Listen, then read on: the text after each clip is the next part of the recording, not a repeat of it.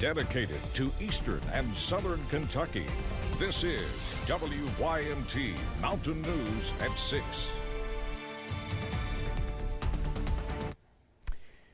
Tina Rangel and her family lost everything during the flood more than 4 months ago, needing to replace everything. They were left with 2 broken bridges to repair on their own. Her sisters say their brother-in-law repaired a low-water driving bridge first for immediate driving use, but they say their sister's family has been unable to repair their walking bridge, which is used primarily when it rains. The walking bridge allows them to park their car across the stream from their home to avoid being stranded. WYMT's Olivia Calfee has more on their issues.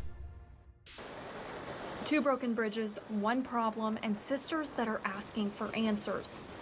Trying to get help from FEMA and the county. So far, nobody has reached out to help. Michelle McDaniel and Patricia Wilson say that their sister Tina Rangel and her family have been stranded at home since the rain started earlier this week. They say it is due to lack of help over this 4-month period. We're hoping that, FEMA or the county will step up and repair the bridge so our little niece, she's 11 years old, she can't even go to school. She is at home, can't even cross the bridge to go to school. McDaniel says the low-water bridge is prone to flood, but their parents and now their sister has lived on that property for many years and never dealt with being stranded until now. People has asked, why do you want to stay over here? Why don't you just move somewhere else? But we've lived here. I'm 48 years old and we've lived here forever. So, she doesn't want to go anywhere else. This is home. Unsure when the rain will slow and the water will drain, they say they know their sister is not the only one. I know there's more people like at 476 and different places that's in the same situation as my sister. They have no access to their home because nobody will fix the bridges.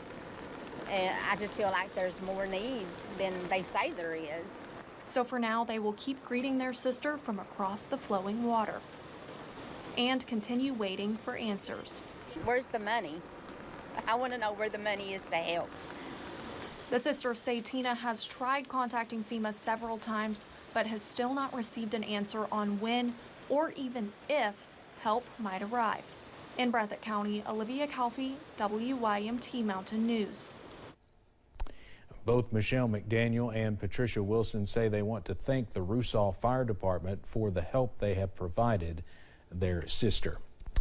Well, we want to update you again on what's going on at the Mountain Classic, especially for those who may be tuning in on our second channel, Heroes and Icons, thinking you're going to be watching a game. Well, tonight is night 4 of the WYMT Food City Mountain Basketball Classic at Perry Central High School. The first game was a girls matchup between Perry Central and Knott Central, but unfortunately that contest had to be stopped and canceled due to a player from Perry Central falling and collapsing with about 4 minutes to go in the first quarter. We still don't know what that player's condition is. We understand she was taken away by ambulance, and we hope and pray it's nothing too serious. But both teams decided to go ahead and cancel that game, but that we still have 2 more games on tap tonight. Those are the girls' semifinal matchups. The first game is Corbin taking on Jackson County. Then Floyd Central takes on North Laurel in the nightcap, and the action resumes around 6:45. And again, you can see all the Mountain Classic games on our second channel, Heroes and Icons, and WYMT.com. Well, we're watching rain push out of the region this evening. We are continuing to see, though, some stubborn showers pushing through parts of the area. Here's the view outside from several spots.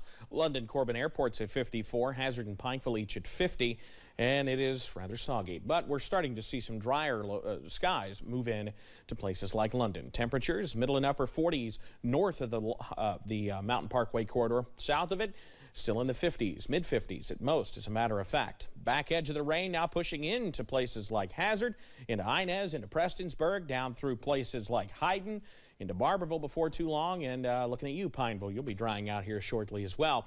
We'll continue to watch everything push off to the east. A few more showers up toward the 64 corridor may keep them a little soggy, but we're not completely done with this system yet. It's something we'll continue to watch tonight. Middle and upper 40s. That's 70% chance mainly in the evening as we get another break from the widespread shower activity. Details, though, on when we could see a few more move in a few minutes. Steve? Evan, thank you. It's been almost 1 year since a deadly tornado outbreak that impacted numerous communities from western to central Kentucky. Taylor County lost one person and many homes. More than 80 people died in Kentucky. Families have had to rebuild amid a supply chain shortage and soaring prices. WYMT's Phil Pendleton spoke to one family that is grateful despite all they have faced in the past year. He's going to put shelving here from The finishing touches are being put on the Wilson home.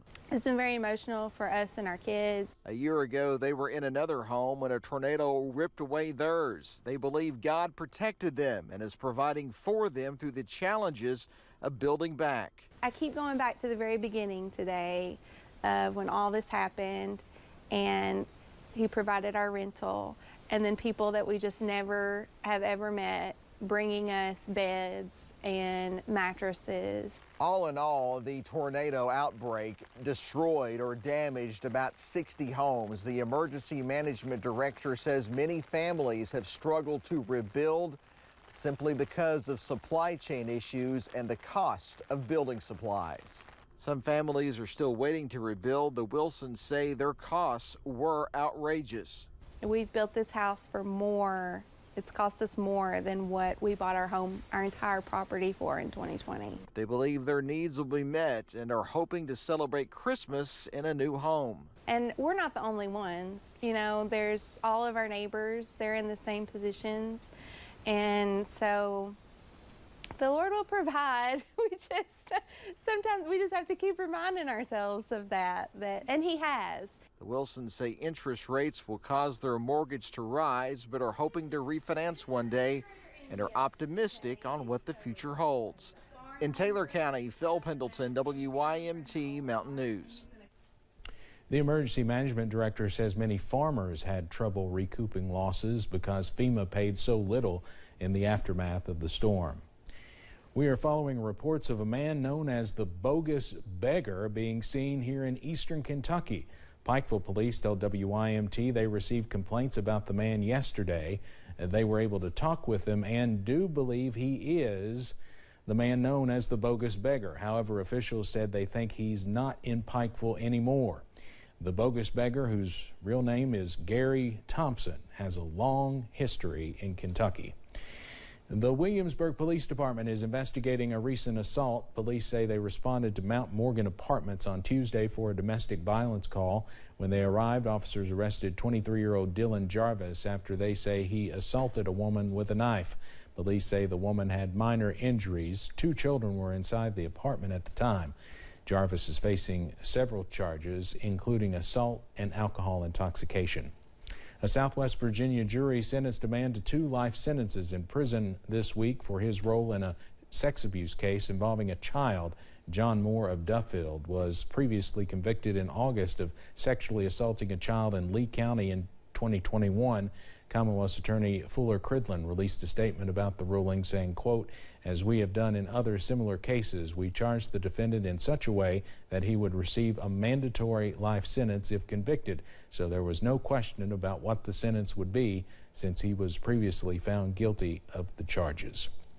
Police in one Southwest Virginia community are asking for your help finding a stolen truck. Police in Coburn say they are looking for a 2006 Chevy Silverado 3500 crew cab that was stolen from outside Town Hall early Wednesday morning. The truck is red, has a silver flatbed, silver toolboxes, and a 30-gallon diesel tank attached to the flatbed. The license plate number is VA UA 85856. If you have any information about where this truck might be, you're asked to call the Coburn Police Department at 276-395-2111 or the Wise County Sheriff's Office at 276-328-3756. More Kentuckians are getting diagnosed with autism, and advocates say resources are not keeping up. Nationally, the diagnosis is 3 times more common than it was 20 years ago. Eastern Kentucky parents of children with autism say often they still feel alone. I found myself messaging complete strangers, asking like, what do I do? What resources are out there?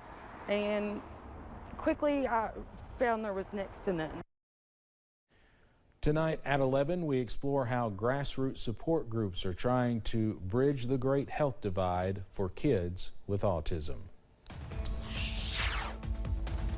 Well, coming up in the forecast, the latest on when showers could move back in and then move back out. Coming up after this. Plus, we'll introduce you to our second Ralph Gabbard Memorial Scholarship recipient.